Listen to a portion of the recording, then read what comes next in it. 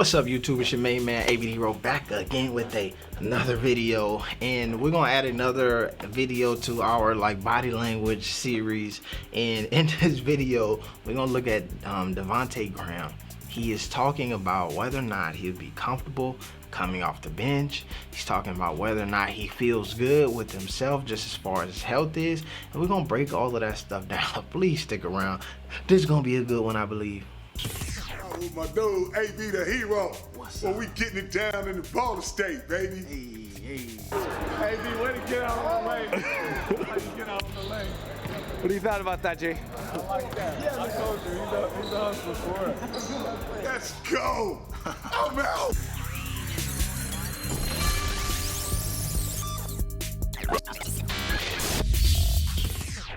All right. So, in today's video, like I mentioned, we're gonna be looking at some body language stuff. Y'all know that the body language don't lie. It don't.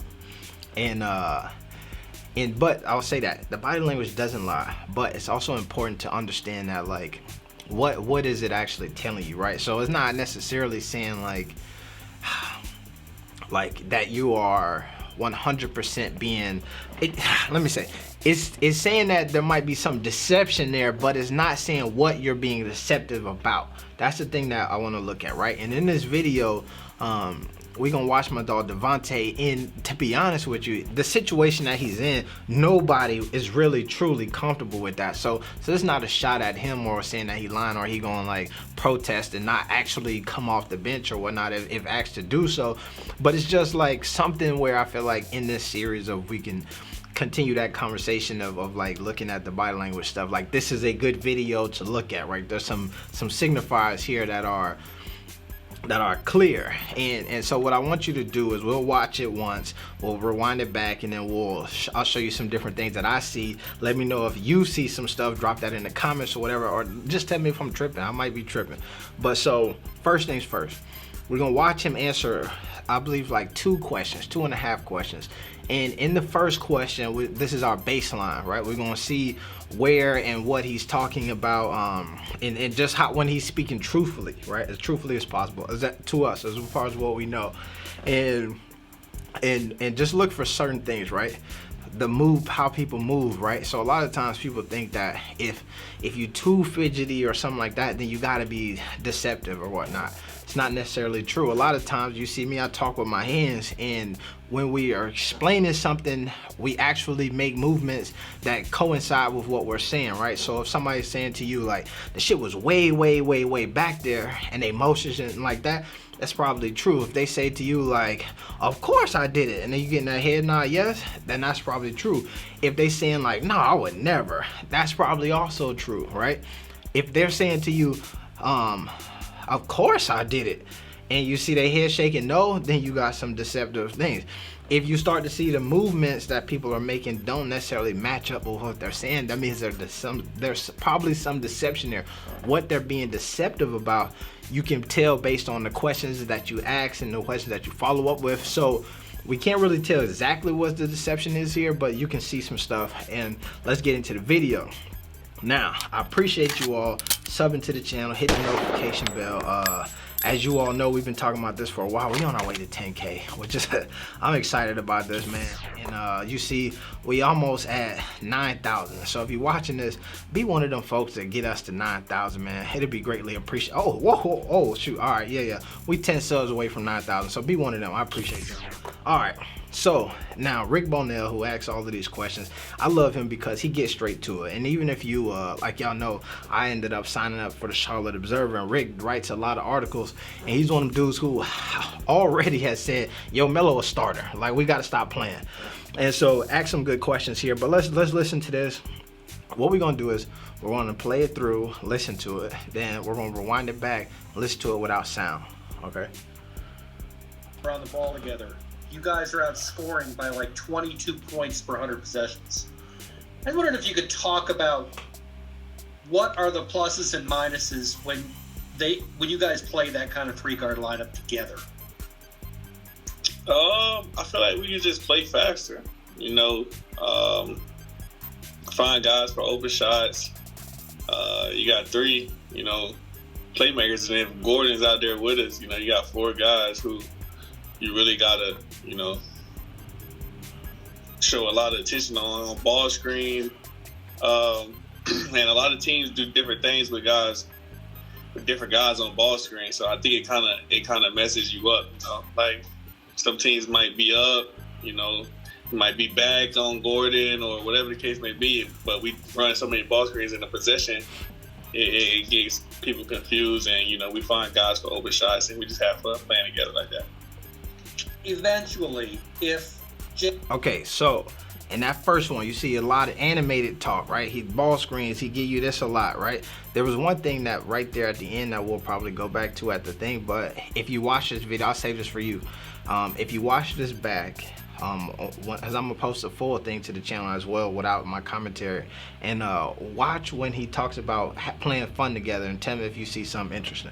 But let's continue. He has to choose between one of the three guards coming off the bench. Would you be comfortable if he asked you to be that guy? I mean, yeah, me, I'm a team player. I'm gonna do whatever the team needs for us to be successful. So, I mean, if that was the case, then I come off the bench. That's how I started my career, and just come in and keep that same aggression, same mindset.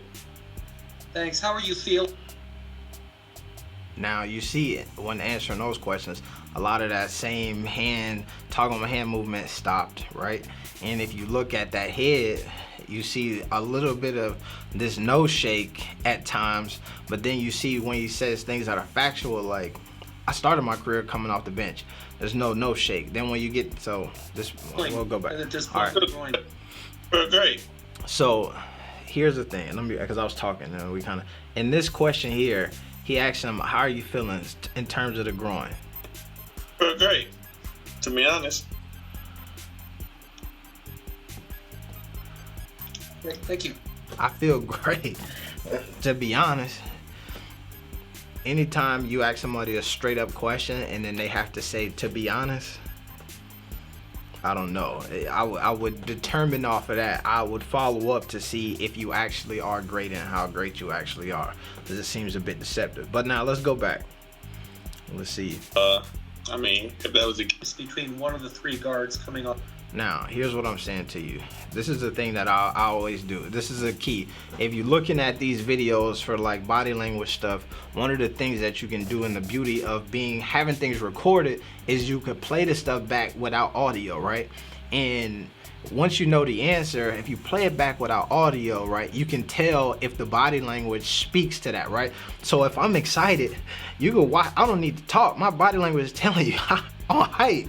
If I'm sad, I'm telling you that I'm sad without even having to say anything. So when you watch this, right, you can see if you're getting from this person, like if I'm feeling great, you can tell by my body language if I'm actually feeling great.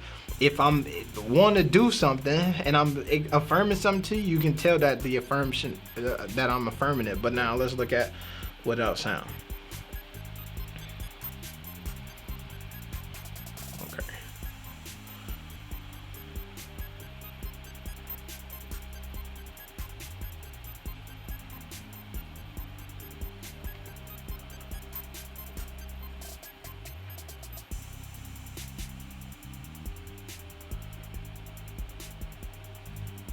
I'm just saying, it's a lot of no's. It's a lot of no's there. Now, earlier I was talking about the thing with these type of things is like it's hard to tell like what the person, like you can't say somebody is lying. You said it being deceptive because he didn't ask him a factual question, right? It's a difference between like if he would have said, "Has JB talked to you about coming off the bench?" And he would have said, no, like I hadn't heard anything about that yet, right? And we would have gotten some deceptive stuff. Then we could tell like you're not telling the truth about JB actually if he was talked to you about it, right? What he's saying is, are you comfortable with coming off the bench? And so the only thing that we could probably say that the deception lies in is whether or not he's actually comfortable coming off the bench. Will he do it? Yes, that's a fact. I've done it before. I'll do it. Am I comfortable? Probably not. Now, here's the one thing that I told y'all that I would show you from the beginning here. Let's go back. Let me turn the volume back on for a second. Gordon or whatever the case may be, but we run so many ball screens in the possession, it makes people confused, and we find guys for open shots, and we just have fun playing together. Okay, so now this is a little micro aggression here, but let's see. You turn this off, and he says, "We have fun playing together." Now, tell me if this is we have fun playing together. It's hard to see it on here. Y'all just watch it. That's why I said you're gonna have to watch that one back on the thing. But you see what I'm saying? Let me know, am I tripping with this one? Do you see what I see or not, right? Go back, like I said, you can watch this, check them out without the sound on. That helps. And you can see the difference in the two questions, right? Obviously, the one question about LaMelo potentially coming off the bench is always going to invoke some type of anxiety or whatnot. But it's about, like, it's once you see those tough questions being asked, like how do people perform and all of that stuff. And like I said, when it comes to the deception stuff, right? Part of whether or not figuring out whether or not somebody's telling the truth is based on what questions that you ask them, right? You asking yes or no questions, you'll get more definitive language and reads off somebody's body language. You asking hypotheticals, you may be getting deceptors from, could be about anything, right? It could be just the anxiety of the question and trying to think about it, right? But there's also things when people are recalling information, then there's a look for that. There's so much goes into this. Stick around, man. Sub to the channel, all that stuff. We're gonna bring these back and all of that stuff. We're gonna continue this conversation. But like I said, my dog seems like I don't know. I feel like what I would kind of conclude is that, obviously, like anybody, my dog is not really that happy to come off the bench, right? Now, what I would say is that what would have been interesting to see, and it was kind of there, is when he talks about it, there's like a smirk or this look of like, I know something that you all don't know, right? Of, I know I ain't coming off the bench. I already got I got the news from JB. It ain't happening no matter what. You know what I'm saying? If you could have seen some of that stuff, that would have been interesting. What I mean is, like, I should have had it pulled up. I thought about it, but if you go to think about this, you go check this out, look this up. It's homework for y'all. There's a video of Magic Johnson when he is like basically quitting the Lakers, and he talks about how when they were having like his exit meet, and when he was having meetings with folks and they was talking about next year, and he was thinking to himself, I ain't coming back next year. Like that type of look. If we would have got that from him, that would have been hella interesting to see, but we didn't. So it's your main man, AB the Hero. No, not peace. +1, triple B's. We out.